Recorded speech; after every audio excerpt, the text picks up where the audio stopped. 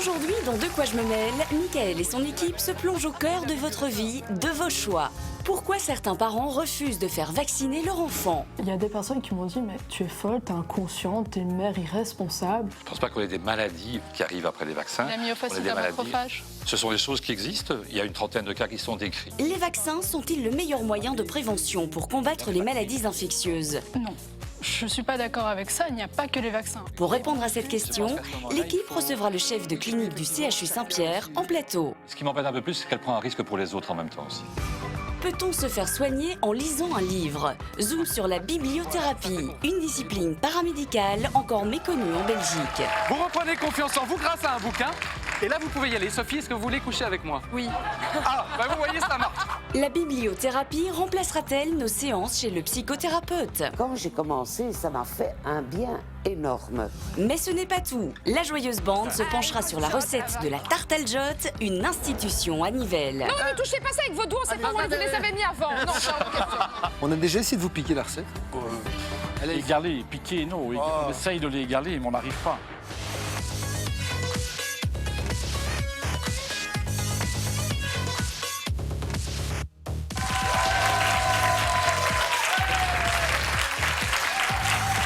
Et c'est qu'une petite partie du programme qui vous attend. C'est De quoi je me mêle et on est ravis, comme tous les soirs, de vous accueillir chez nous, chez eux aussi. Sophie Pandeville, Renaud Bonsoir. Duquesne, Thibaut Roland et Emmanuel Pratt. Alors je vais vous poser une question à laquelle je serais incapable de répondre si on me la posait. Est-ce que vous êtes en règle de vaccin?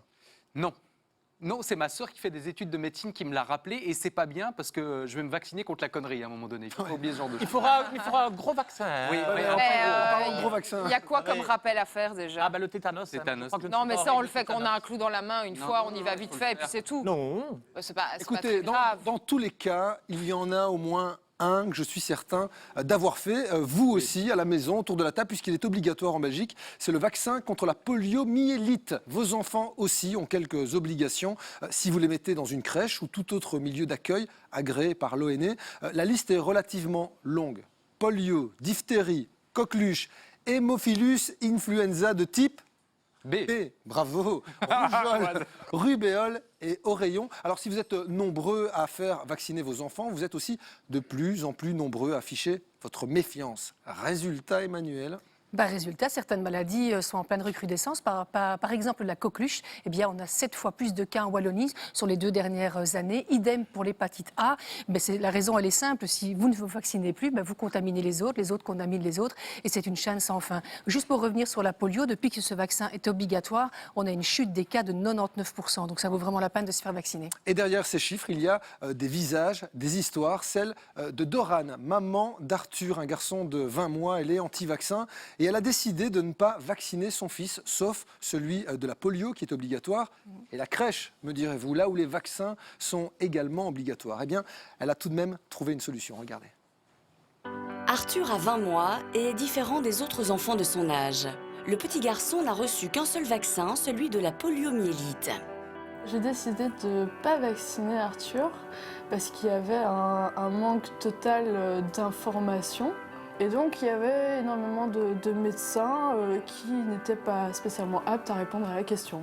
N'ayant pas de réponse à ces questions, Doran décide de se renseigner. Elle tient à jour dans ce classeur des dossiers et des articles sur les vaccins. Après ces lectures, pour Doran, il n'y a pas de doute, elle ne vaccinera plus jamais son fils. Il y a un énorme problème par rapport à la composition des vaccins qui n'a pas été réglé par rapport à l'aluminium, le phénoxyéthanol, avec d'autres adjuvants bien sûr. Ce qu'il en ressort, il en ressort qu'il y a énormément d'effets indésirables et d'accidents post-vaccinaux qui ne sont pas pris en compte. Doran partage ses informations sur un groupe Facebook contre les vaccins. Avec 21 000 abonnés, Doran se sent soutenue car son choix est souvent critiqué. Il y a des personnes qui m'ont dit « mais tu es folle, t'es inconsciente, t'es une mère irresponsable ». La plupart de ces gens qui traitent les parents d'inconscients ne sont pas informés. Parmi les reproches qu'on lui fait, on lui rappelle le danger des maladies infantiles, telles que la coqueluche ou la rougeole. Mais Doran ne s'avoue pas vaincu.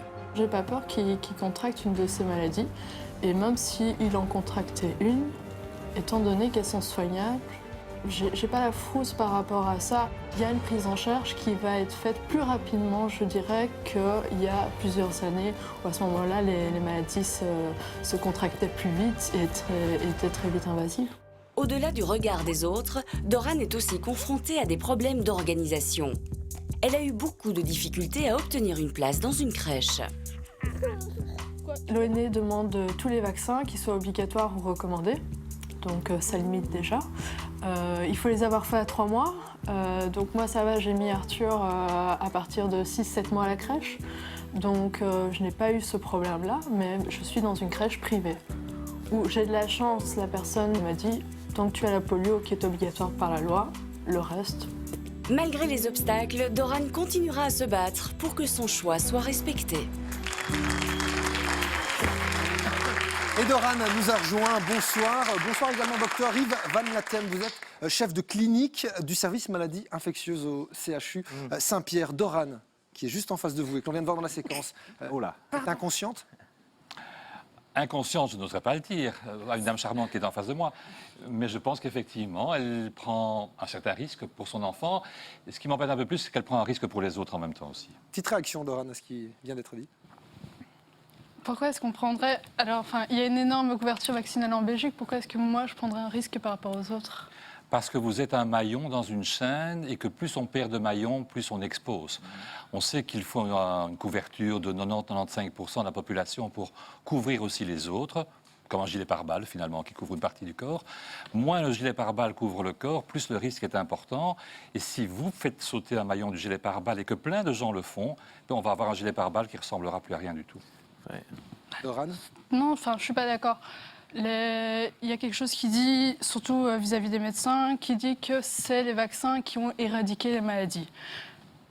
Non, je ne suis pas d'accord avec ça. Il n'y a pas que les vaccins. Ok, ça a aidé, mais on est quand même dans un pays en voie de développement où il y a on voit même fini développement, mais où justement il y a des mesures d'hygiène qui sont prises. Et je pense que ça a amener aussi à l'extinction des maladies. Bon, alors ça, on a bien compris, c'est une des raisons pour lesquelles les antis refusent de vacciner leur enfant. Mais il y en a quelques autres aussi. Je vous propose, docteur, de les passer en revue afin que vous nous donniez votre avis de professionnel.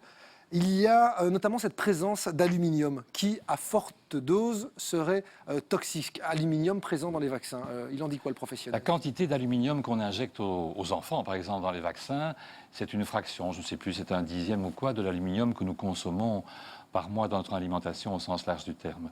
Je ne veux pas dire que l'aluminium n'a aucun risque, et j'insiste sur le fait que le vaccin est un médicament, que tout médicament a un risque, mais que l'avantage par rapport à l'inconvénient, et c'est ça l'enregistrement des médicaments comme des vaccins, l'emporte sur les risques potentiels extrêmement faibles des composantes. Les anti-vaccins disent aussi que les vaccins seraient de moins en moins efficaces avec le temps. Je ne sais pas sur quelle base ils peuvent dire ça, dans la mesure où la réaction que nous avons au vaccin est individuelle. Vous êtes un individu, vous recevez un vaccin. Ce n'est pas la même chose que les antibiotiques et les bactéries. Là, les bactéries deviennent résistantes. L'individu, il est né tel quel, il ne devient pas résistant au vaccin. Donc le vaccin a son efficacité en lui-même. Et puis on entend souvent aussi dire que rendre ces vaccins obligatoires fait que les autorités auraient en quelque sorte cédé au lobby pharmaceutique. Je pense que la discussion de l'obligation vaccinale est une discussion tout à fait importante. Et le Conseil supérieur de la santé a demandé d'ailleurs à son comité d'éthique de donner un avis. La ministre l'avait demandé d'ailleurs. Cet avis sera rendu dans les 2-3 mois qui viennent, lors d'une conférence entre autres à la mi-mai. Le seul vaccin obligatoire en Belgique, c'est la polio. Il date de l'époque des grandes épidémies de polio. On voyait des gens paralysés, des gens qui mouraient. On n'a pas de traitement contre la polio. Et donc c'est le seul vaccin pour l'instant qui reste obligatoire en tant que vaccination au niveau de l'État. Doran, vous avez entendu, bim, bim, bim. Il vous a convaincu, le docteur, avec ses arguments? Je suis désolée, on a une couverture vaccinale qui est énorme en Afrique et pourtant il y a toujours des cas de polio. Moi, je ne comprends pas. On a une couverture vaccinale extraordinaire en Inde qui a permis dans ce pays, qui était le roi de la polio, de l'éradiquer il y a maintenant 2 ans. On a une couverture vaccinale qui en Afrique malheureusement est extrêmement mauvaise, je crois que vous pensiez. Ça veut dire qu'on a 70-80% au mieux dans certains pays. Et avec ça, on ne parvient pas à avoir une éradication, même si la polio a diminué. Vous avez tout à fait raison, il y a moins de 100 cas l'année passée. On est presque au seuil de l'éradication. Pourquoi enlever les gilets pare-balles lorsqu'il y a encore des dangereux individus dans la nature? Et si vous me permettez, on va revenir un peu en Belgique, parce qu'effectivement, si Doran est difficile à convaincre, à mon avis, ça va être également difficile aussi de faire changer d'avis. Béatrice qui est avec nous par téléphone. Bonsoir Béatrice. Bonsoir. Bonsoir. Alors, racontez-nous ce qui s'est passé en 2011 quand vous avez fait 3 vaccins à Leslie et Stacy, vos 2 jumelles. Oui, nous sommes arrivés chez une pédiatre donc, de l'ONE et elle nous a dit que c'est obligatoire la vaccination, de 1. De 2, qu'il y avait 3 vaccins à faire d'un coup. Donc, nous, on a fait confiance aux pédiatres. Et notre enfant était déjà enrhumé. Elle n'avait pas réagi de ce qu'on disait, comme s'il n'y avait pas d'importance, on peut vacciner même si on est malade ou allergique. Alors que moi, j'ai des cas d'allergie dans ma famille. On ne nous a pas non plus averti des effets secondaires des vaccins. Donc, en plus, mes 2 jumelles étaient des prématurées. Donc, il y avait aussi ça à prendre en compte, mais ça non plus, on ne le prend pas. Et après, elle a vacciné elle a fait les 3 vaccins d'un coup, et une semaine plus tard, elle en est décédée. Pourquoi vous êtes convaincu que c'est un vaccin qui a tué votre enfant? J'en suis convaincue parce qu'au début, on avait eu un doute sur le Prévenard. C'est pour ça que notre groupe s'appelle Infovaccin Prévenard. Après, nous avons eu confirmation quand nous avons eu le dossier confidentiel qui vient de l'Agence du médicament, donc qui est bien inscrit que notre fille Stacy avait peut-être eu une réaction au vaccin, mais on ne peut pas le confirmer parce qu'on n'a pas eu d'autopsie. Alors que l'autopsie, c'est la justice qui nous l'a refusé à 3 fois, alors que nous étions en droit de l'exiger. Et on nous l'a refusé. Béatrice, vous avez porté cette affaire en justice. L'instruction est toujours en cours. Vous avez de l'espoir que la responsabilité des vaccins soit clairement pointée du doigt? Non, parce que là, normalement, ici, on doit avoir un collège d'experts pour qu'ils prennent nos preuves, parce que nous autres, nous avons des preuves. Donc, nous avons les bonnes notices des vaccins complètes, parce qu'une notice rien que pour un sens exact à 1271 pages. Mais ça, on ne l'a pas. Déjà, beaucoup de gens ne lisent pas les notices. On se confronte à un mur et ça fait 1 an qu'on attend toujours, plus d'1 an, on attend le collège d'experts. Merci Béatrice pour votre témoignage. Emmanuel, on a parlé de cette affaire qui, évidemment, en cours d'instruction. C'est pas la première et c'est pas la dernière. Non, ici, c'est exactement l'inverse d'une autre instruction qui s'est terminée, d'un prononcé de tribunal qui s'est déroulé en février dernier à Marchand-Famenne, où là, une maman avait refusé de vacciner son enfant de la polio. Elle a été condamnée à 600 € d'amende. Donc voilà, il y a des affaires qui se terminent en justice, mais pas toujours bien pour les mamans qui refusent. Ivan Latem, quand on a perdu un enfant, c'est difficile de convaincre une maman qui a des certitudes sur l'origine de ce décès. Le gros problème, c'est la différence entre un lien temporel et un lien causal. Le lien temporel, c'est un événement qui survient dans les jours ou les heures qui suivent. Ici, un vaccin, ça pourrait être un voyage, ça pourrait être n'importe quoi d'autre. Le lien causal, c'est la preuve qu'il y a vraiment un lien entre les deux. Il y a un lien temporel ici, puisque dans les jours qui ont suivi, cet enfant est devenu malade, est décédé. Je comprends le désarroi de cette mère, bien sûr. Ce qu'il faut savoir, c'est que dans les vaccins que reçoivent les enfants, si j'ai bien compris à l'âge qu'elle avait à ce moment-là, il n'y a aucun élément vivant capable de donner une infection. Et je ne connais pas le dossier, donc malheureusement, je ne peux évidemment pas dire quelque chose de plus précis. Mais le vaccin en lui-même ne peut pas induire une maladie infectieuse, à l'exception d'un des vaccins qui est un vaccin vivant atténué, mais c'est une infection virale. Donc ici, je pense que, sous réserve d'avoir le dossier, je ne pense vraiment pas que si c'est une maladie infectieuse qui a tué l'enfant, il puisse être lié au vaccin. Pourquoi tant de parents rejettent en masse les vaccins? On serait tenté de dire qu'il n'y a pas de fumée sans feu, et puis on pourrait aussi se poser la question, est-ce qu'il y a une théorie du complot derrière ça, une sorte de légende urbaine qui est malheureusement intégrée et qui fait qu'il y a ce rejet en masse? Il y a plein de choses qui interviennent, et une des premières, je pense, c'est parce que beaucoup de ces maladies, on ne les connaît plus, parce qu'elles ont en grande partie disparu grâce à l'hygiène et à la vaccination, que d'autres des maladies surviennent rarement. Peu d'enfants font une pneumonie mortelle, peu d'enfants font une méningite à pneumocoque, et donc on ne connaît pas des gens qui, et donc on sous-estime éventuellement l'impact en question. À côté de ça, il y a une remise en question d'un tas de choses dans la société, il y a une circulation d'un tas d'informations qui ne sont pas des informations vérifiables, et c'est le gros problème du net, entre autres, on le sait, à côté de dossiers de 1200 et des pages d'enregistrement des médicaments, comme on l'a dit. Et dans ce contexte, en fait, quelle est la bonne attitude à avoir dans le doute, finalement? Et ce sera le mot de la fin, le docteur et puis Doran. J'ai envie de dire que si vous avez un problème avec votre voiture, vous allez chez le garagiste et vous n'allez pas chez le boulanger. Si vous avez un problème médical ou s'il y a des soins médicaux, je pense qu'il faut faire confiance à son médecin. Doran? Et quand vous avez 2 médecins qui ont 2 avis différents, vous faites quoi? Il faut parfois 2 garagistes qui ont 2 avis différents, effectivement. Et même plus, et je pense qu'à ce moment-là, il faut avoir... Ici, il ne s'agit pas juste de 2 médecins, c'est plusieurs médecins. Ce sont des vaccinologues, ce sont des infectiologues. Il y a un panel de personnes qui ont prouvé qu'il y avait des liens de causalité, qui ont prouvé que les adjuvants étaient nocifs, de même qu'on ne fait pas avant vaccination des examens sur la personne qui va être vaccinée. Donc, vous ne savez pas ce que contient et comment va réagir le corps par rapport au vaccin. Et c'est pour ça qu'on a des tas d'épisodes et de maladies qui arrivent après les vaccins. Je ne pense pas qu'on ait des maladies, dans mon esprit, qui arrivent après les vaccins. La myofasciite, la macrophage. Ce sont des choses qui existent. Il y a une trentaine de cas qui sont décrits. On vaccine des centaines de millions de personnes. Oui, et puis effectivement, chaque cas aussi unique. On rappelle que le docteur Van Latem ne connaît pas tous les dossiers. Dans tous les cas, merci d'être venu vous mêler de ce sujet avec nous. Sujet qu'on a aussi évoqué sur la page Facebook de l'émission Vacciner ses enfants pour ou contre une seule question, mais beaucoup de réponses. Oui, mitigé. Ben, Sarah le dit d'ailleurs. J'avoue être mitigée sur les vaccins, mais par obligation et par précaution, je les ai faits. Mais on lit certains articles, ça fait réfléchir. Charlotte nous dit « J'ai été vaccinée pour tout. Par contre, mon neveu a attrapé la coqueluche à cause du vaccin, donc je ne sais pas. » Et puis il y a Steph qui nous dit « Je suis contre l'obligation vaccinale. Cela devrait être un choix libre et éclairé. Les lobbies pharmaceutiques sont bien trop présents pour être objectivement conseillés par le corps médical. » Après la pub, Thibaut, vous allez nous guérir aussi, mais sans vaccin, ni même médicaments. Oui, on va quitter tout ça avec un bon vieux livre. C'est peut-être le remède contre tout. Je ne vais pas aller contre vous, docteur, pour le coup, mais à utiliser sous prescription médicale. Et avec Maïté, Mais on va se faire du bien, nous. une bonne tarte. Exactement. On va parler de nos bonnes tartes wallonnes bien de chez nous. Allez, ne bougez pas, ce serait vraiment dommage de rater ça. Après la pub, Michael et ses chroniqueurs se plongeront dans une discipline encore méconnue en Belgique, la bibliothérapie. Vous reprenez confiance en vous grâce à un bouquin. Et là, vous pouvez y aller. Sophie, est-ce que vous voulez coucher avec moi? Oui. Ah, bah vous voyez, ça marche. Les livres remplaceront-ils les antidépresseurs? Quand j'ai commencé, ça m'a fait un bien énorme. Et enfin, Sophie Pandeville sera au fourneau. Elle nous dévoilera les secrets de la recette de la tarte Aljotte, véritable institution pour les Nivellois. Non, ne touchez pas ça avec vos doigts, c'est pas moi, vous les avez mis avant. Non, c'est hors de question.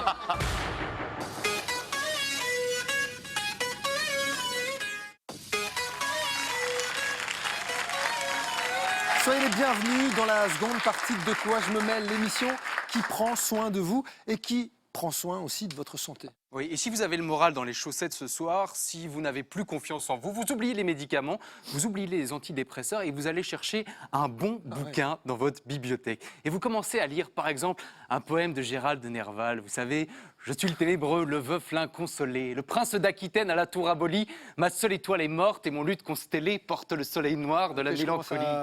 Dans la nuit du tombeau, toi qui m'as consolé, rends-moi le posylipe et la mer d'Italie, la fleur qui plaisait tant à mon cœur désolé. » Et le pampre ou le rose à la rose salie. Merde, suis-je amour, Phébus, Lusignan ou Biron?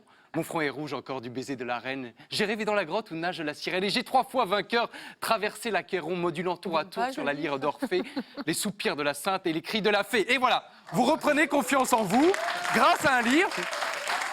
Ah, ben ça y est. Ah, ben, et vous allez chez les filles. Vous reprenez confiance en vous grâce à un bouquin. Et là, vous pouvez y aller. Sophie, est-ce que vous voulez coucher avec moi? Oui. Ah, bah vous voyez, ça marche. Vous voyez, ça marche. Rien qu'avec l'effet d'un bouquin, vous reprenez confiance en vous. Et au pire, si ça échoue, vous reprenez un autre bouquin et vous recommencez. Ça s'appelle tout simplement la bibliothérapie. Ça a été inventé par Alain de Botton en Angleterre. Il faut savoir que les séances de bibliothérapie coûtent 140 €. Ça va bientôt être remboursé par la sécurité sociale en Angleterre. Je ne rigole pas. Oh, mais là, pour le coup, c'est de la poésie, c'est pas de la bibliothérapie. Attendez. C'est pour vous remonter le moral. C'est un antidépresseur. Mon père est un voleur, il a volé toutes les études. Non. Tu veux coucher? Non. Ouais, mais... Non, ça a raison. Non, mais ça marche pas. On a demandé de la vraie poésie, de la grande poésie. Et la bibliothérapie, le fait de prendre un livre en main pour guérir, eh bien, ça existe aussi en Belgique. Vous allez voir Claudine. Elle souffrait d'alcoolisme il y a quelques années. Elle a guéri non pas grâce aux antidépresseurs, mais grâce au bouquin. À vous d'y croire ou pas. Claudine ne sort pas de chez elle sans un livre en poche. Une passion dévorante qui a commencé il y a 6 ans, lorsque cette retraitée et ancienne alcoolique traverse une très mauvaise passe. J'avais rendez-vous chez mon psychiatre et je lui dis que pourrais-je faire pour combler ces journées de vide, d'absence. Comme ça, il m'a dit, mais pourquoi tu ne lis pas? Et effectivement, j'ai pris un livre et quand j'ai commencé, ça m'a fait un bien énorme. Depuis ce jour, Claudine ne passe plus une journée sans ouvrir un livre. Des lectures qui l'aident à prendre soin d'elle et à mieux vivre au quotidien. Je me sens comme envolée, emportée, un bien-être m'envahit. Je le ferme, je mets mon marque-page, eh bien, je m'endors au bout de 5 minutes. Parmi les livres qui la soulagent, il y a Le bateau ivre, un récit de vie qui a révélé un problème qu'elle refoulait depuis longtemps. Je me suis identifiée à cet alcoolisme. C'était comme ça, oui, c'était cette personne-là. Voilà, et je me dis, tu verras, toi aussi, tu l'auras ce courage. La lecture ne l'a certes pas guérie, mais lui a démontré qu'elle n'était pas la seule à traverser ce genre d'épreuve. Plus encore, elle lui a permis de comprendre qu'elle avait vraiment besoin d'aide. Si le premier réflexe de sa psychothérapeute a été de lui prescrire des antidépresseurs, sa seconde ordonnance s'est révélée plus rock'n'roll. J'ai vidé ma bibliothèque, j'ai acheté ceux-ci, je les ai tous lus, alors je vous les donne. Extraordinaire, on va pouvoir en discuter. Les romans, pour moi, voilà, ce sont des outils que j'utilise. Et quand j'ai commencé, ça m'a fait un bien énorme. Depuis ce jour, Claudine ne passe plus une journée sans ouvrir un livre. Des lectures qui l'aident à prendre soin d'elle et à mieux vivre au quotidien. Je me sens comme envolée, emportée, un bien-être m'envahit. Je le ferme, je mets mon marque-page, eh bien, je m'endors au bout de 5 minutes. Parmi les livres qui la soulagent, il y a Le bateau ivre, un récit de vie qui a révélé un problème qu'elle refoulait depuis longtemps. Je me suis identifiée à cet alcoolisme. C'était comme ça, oui, c'était cette personne-là. Si la thérapie par le livre reste très anecdotique en Belgique, elle représente aujourd'hui pour Claudine un excellent palliatif à la chimie. J'avais des antidépresseurs pour le matin, ce que je dois prendre. J'en avais pour l'après-midi, ce que je ne prends plus. Je me sens très bien, je me sens vivre, revivre. Évidemment, il faut que les livres soient adaptés à tout un chacun. Donc, connaissant un petit peu vos mots ici autour de la table, Renaud, vous qui êtes l'avocat du diable, je vous ai trouvé le passage du diable. Ça vous permettra de vous consoler, de reprendre confiance en vous. Merci. Emmanuel, vous qui regrettez de ne plus faire suffisamment de terrain, l'assassin habite au 21, vous pourrez résoudre des enquêtes judiciaires. Et alors Sophie, la blonde en béton, il faut lire le livre, hein, ne pas regarder le film, sinon ça ne marche pas, c'est la bibliothérapie, c'est le principe. Parfait. Voilà, ça c'est pour vous. Et pour moi, vous n'avez pensé à Mais rien. vous n'êtes pas malade, vous n'avez rien. D'ailleurs, vous êtes... Merci pour nous, nous on Vous est êtes malades. mon chef et je vous aime comme vous êtes. moi, donc. Je vous aime comme vous Il y a êtes. vraiment des jours où il me fait peur. Cela dit, la bibliothérapie, elle est en train de devenir quelque chose de sérieux, on l'a bien compris. Est-ce qu'il y a un livre à un moment donné de votre vie, à vous, qui vous a servi de thérapie? Non, mais il y en a un pour mon ami Emmanuel, qui m'a confié avoir été soigné grâce à un livre. Oui, alors ça va paraître bizarre, mais c'est un livre qui s'appelle « Les manipulateurs sont parmi nous ». Et je vous encourage franchement à lire ça, et c'est sidérant, et vous allez voir comme les gens qui nous entourent sont parfois surprenants. Oui, il y a Les manipulateurs et l'amour aussi qui suit. Après, je peux vous avouer que je les ai lus tous les deux et c'est effrayant, effectivement. Mais si on Ça lit, plombe comment on va faire l'ambiance, Mais non, le seul problème, c'est qu'après, on voit des manipulateurs partout. On va faire C'est un comment petit pour peu le continuer à souci. bosser C'est pas grave, après ça, on sait, c'est bien. Ça permet de Ça va être s'adapter. difficile. Ceci dit, attention quand même au concept de bibliothérapie qui n'est pas reconnu officiellement. On connaît les bienfaits de la lecture. Il y a notamment Maja Djikic à l'Université de Toronto qui a travaillé là-dessus. On s'est aperçu que ça améliore les capacités de réflexion, la créativité, l'intelligence émotionnelle, ça diminue le stress. Mais de là à remplacer des médecins qui ont fait 10, 12, voire 15 ans d'études, il ne faut pas exagérer. Donc prudence quand même avec le mot thérapie qui est un peu fort. Ouais, c'est-à-dire il y a des vrais médecins qui croient vraiment en cette thérapie par les livres. Alors c'est très marrant parce que quand on demande aux médecins s'ils y croient, ils disent oui. On est 53% à avoir déjà prescrit un livre à des patients. Mais vous savez, mon coiffeur aussi m'a déjà conseillé un livre, mon boulanger. Donc prudence avec ces chiffres. Mais 73% d'entre eux sont persuadés que le livre peut aider dans certaines circonstances. Ouais. Par contre, les écrivains qui sont quand même les principaux intéressés, ne croient pas du tout dans la bibliothérapie. Et je voudrais vous rappeler la phrase de Flaubert dans le dictionnaire des idées reçues, qui dit finalement « la littérature, c'est une occupation des oisifs ». En gros, la littérature, elle est inutile et c'est justement pour ça qu'elle est importante. Alors si j'ai bien suivi, allez-y Renaud. Lire, ça occupe l'esprit, ça pousse à réfléchir. Ouais, mais non, ça Oui, pousse à réfléchir, ça pousse à occuper son temps et ça pousse surtout à se remettre en question et à poser les bonnes questions. Mais c'est parce que dans l'absolu, elle ne sert à rien qu'elle est intéressante. C'est paradoxal, mais c'est vrai. Oui, Donc, alors, si j'ai Ça bien dépend de la compris, lecture aussi, il y a les écrivains qui devraient vanter les mérites du Oui. livre, qui ne croient pas à la bibliothérapie. Par contre, il y a les médecins qui devraient se méfier de la bibliothérapie. Exactement. Monde de fou. C'est un monde de dingue. C'est un monde de fou. Ceci dit, pour remettre l'église au milieu du village, Régine d'Étambel, qui est un peu la grande princesse de la bibliothérapie en France et en Belgique, elle est à la fois kiné et bibliothérapeute. Donc, elle manie les deux disciplines. Elle dit bien, un livre à lui seul ne sert à rien. Il doit être allié à une thérapie. Tout ceci pour vous dire encore qu'il y a des livres qui font parfois des dégâts. Il n'y a pas seulement des livres qui font du bien. Les souffrances du jeune Werther de Goethe, quand il sort ce livre au XIXe siècle, il cause une épidémie de suicide en Allemagne. Donc il y a des livres qui sont parfois aussi dangereux. Mais moi, personnellement, je ne citerai pas le nom du livre, mais il y a un livre qui a changé ma vie. Lequel ? Si tu ne le cites pas, ça ne prend pas. Je le garde parce que c'est personnel. Hein. Mais ça Peut-être que ça va nous sauver la vie à ceux qui nous Non, regardent. mais c'est un livre qui a vraiment eu une incidence fondamentale sur ma personne et qui a vraiment poussé à une remise en question. J'arrête les sucreries. C'était ça le titre? Non, parce que non. C'était juste pour décontracter un peu l'ambiance, Renaud. Mais comme quoi, une bonne lecture, bien conseillée, peut avoir une incidence fondamentale sur votre existence. Mais quand vous prenez ce ton-là, vous, Mais oui, vous, allez, nous, on est vous me tristes donnez envie de pour pleurer. voilà. Vraiment, Mais vous allez non. mieux là Mais oui. aujourd'hui. Parce que j'ai eu une période et des moments difficiles dans mon existence. Eh bien, écoutez, Eh bien, il y a le petit Spirou, les aventures de Oui Oui, le livre de Sarkozy, voilà, pour exactement. détendre l'ambiance. Donc alors, non, alors vous venez N'hésitez pas de casser l'ambiance, même si c'était le cas. Vous, un petit peu, vous, beaucoup, désolé. Mais non, je vois. Heureusement que Sophie est là Ah. pour nous offrir une petite douceur. Enfin, non, pardon. Maïté, Ah, ça y est, voilà. Maïté, Oui, Maïté en version wallonne, hein, Michael, on ne va pas exagérer. Ben oui, on va parler des tartes. Bon, c'est vrai qu'il m'arrive d'en être une de temps en temps, mais sinon, à la Wallonie, regorge de tartes absolument délicieuses. Oui. Les tartes au sucre, les tartes aux fruits, les tartes aux riz, ça, on en parlera en compagnie de spécialistes tout à l'heure.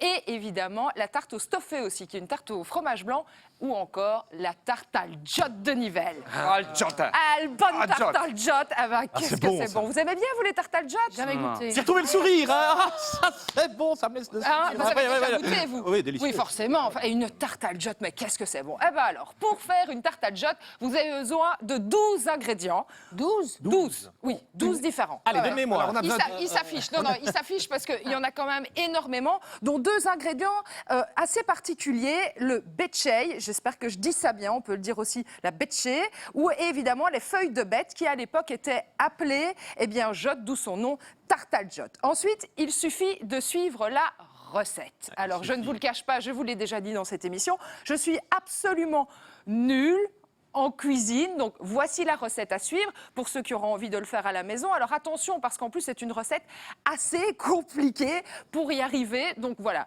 petit à petit, je vous conseille surtout d'aller à Nivelles et d'acheter une vraie tarte al jot. Ça sera beaucoup plus simple. Hein. D'ailleurs, on vous met la recette sur la page Facebook de l'émission, parce qu'en plus, elle est longue. Ah. Et quand elle sort du four, elle est censée ressembler à ça, la bonne tarte al jot. Ah, et c'est oui. qui va la manger? C'est qui? Ah ben, Oh. c'est Raphaël. Non, et Raphaël, il va même pas la manger, il va la dévorer, parce que oui, des concours de mangeurs de tarte al jot, il y en a. Regardez. Nous avons eu le privilège de rencontrer le grand gagnant du concours de tarte al jot 2016, Raphaël. Pour nous, il va tenter de battre son record personnel qui est de 2 tartes et un quart. Première étape, la préparation. Donc là, ce que je suis en train de faire, c'est mettre du beurre et mettre du poivre. Donc le beurre permet à ce que la tarte al jot ne colle pas au palais.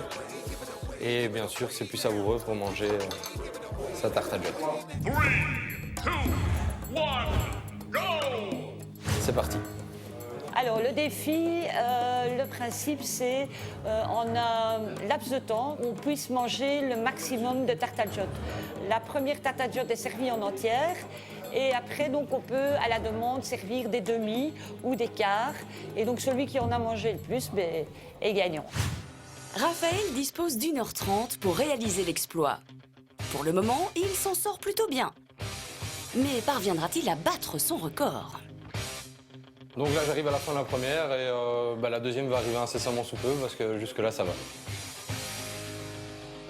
Première assiette terminée. Trêve de plaisanterie, il est grand temps de passer au second round. Notre champion est en place, c'est parti. Round 2. Fight. Aujourd'hui, ça va être compliqué d'en manger plus que deux. J'ai l'impression que mon estomac n'est pas d'accord pour en manger beaucoup plus. Mais bon, on va continuer, on va voir. Raphaël n'est pas du genre à abandonner à la mi-temps, mais c'est un fait, la tarte aljotte est particulièrement consistante. Je commence à avoir la gorge qui brûle, une sensation de gras dans la bouche et dans l'estomac qui ne part pas. C'est vachement gras. Enfin, la première, ça va, mais la deuxième, on sent quoi. Allez Raphaël, encore un petit effort. Donc voilà, là je suis arrivé à 2. J'en peux plus, je sature. You lose. Game over. Malheureusement, le champion n'aura pas battu son record personnel. Les paris sont donc toujours ouverts puisqu'un autre concours verra le jour en 2017 à Nivelles. Et je pense que ça va devenir vraiment un rendez-vous traditionnel des Nivellois. C'est marrant, ils ne sont jamais gros, les gens qui font des concours. Ils mangent, ils ne sont jamais gros. Comme ils n'en font pas tous les jours. Vous avez déjà mangé de la tarte aljotte? Oui, Oui. oui, c'est super bon. Le problème, c'est que ça colle un petit peu, la tarte aljotte. Il faut, c'est justement, c'est parce vrai. que ça colle que c'est bon. Le monde entier nous l'envie, mais tout comme la tarte au riz. Et oui, la fameuse tarte au riz, c'est la tarte belge, c'est la doyenne des tartes chez nous. Et elle date quand même du XVIIe siècle et elle nous vient de Liège. Et pour nous en parler, De Verviers, il n'y a pas De de Verviers, oui, de l'ancienne principauté de Liège. Peut-être bien. Voilà. on Oui, va ça, quand même oui. présenter le monsieur à qui vous papotez. Là. C'est Rudy Wertz, président de l'association des boulangers de Verviers. Là, c'est le cœur même de la tarte au riz. C'est quoi la recette, la fameuse recette de la tarte au riz? Une cuisson à base de riz, de lait et de cannelle ou de vanille. C'est un peu selon les boulangers, les endroits. On a déjà essayé de vous piquer la recette? Allez-y. Égaler, piquer, non. On essaye de l'égaler, mais on n'arrive pas. Le lait fait toute la différence. Le lait, ah oui. Le lait du pays d'Herve. Ouais, alors vous dites égaler, ben nous on dit piquer. Et les voleurs sont là. Faites entrer les accusés. Le grand maître Daisy Crombé et l'officier Alain Van Wing de la confrérie des Bernardins de Fleurus sont avec nous. Bonsoir messieurs. Dites. Et comme ça... Ouh là là. Ouh, c'est pas la même, hein? Ouais, mais... Elle est plus grande. Ah, voilà. Alors vous avez la plus grande, vous avez la plus petite. Oui, mais la meilleure. On essaye de piquer la tarte au riz de Verviers. C'est pas la piquer, c'est l'améliorer qu'on a fait. Ah, ça veut dire qu'elle a des lacunes? Non, elle n'a pas de lacunes, elle est délicieuse, la tarte de Verviers, mais il faut changer aussi les habitudes. Et à Fleurus, on a fait une tarte au riz macaron, c'est-à-dire qu'en dessous de la pâte à riz, il y a du macaron et au-dessus, suivant les recettes, parce que chacun a sa recette, on met du macaron ou du massepain. Vous avez déjà goûté la tarte de l'un et de l'autre? Oui. Bah alors, qui est la meilleure? Il n'est pas convaincu. Il est là. Ça reste. Allez-y. Ça reste sur Verviers quand même. Oui, hein. Donc, il y a juste des macarons en plus, en fait. Des C'est macarons. exactement la même chose. Le lait n'est jamais le même. Hein. Donc le lait du pays d'Herve est quand même Oui, toujours d'accord, là. mais lui, hein. il y a quand même ils ont Oui, le une maca- couche de on- macarons avec en plus du massepain en plus. Oui, et comment on fait pour vendre une tarte, en tout cas la défendre? Eh bien, c'est le rôle des confréries. Et à Verviers, il y a aussi une confrérie qui s'appelle la Vervierie, qui défend les produits locaux. Parce que c'est un peu le but des confréries, c'est de défendre la gastronomie et les produits locaux qui malheureusement ont tendance à disparaître vu que les artisans disparaissent aussi. Donc on veut garder cette richesse de terroir, ce folklore, ce savoir-faire finalement.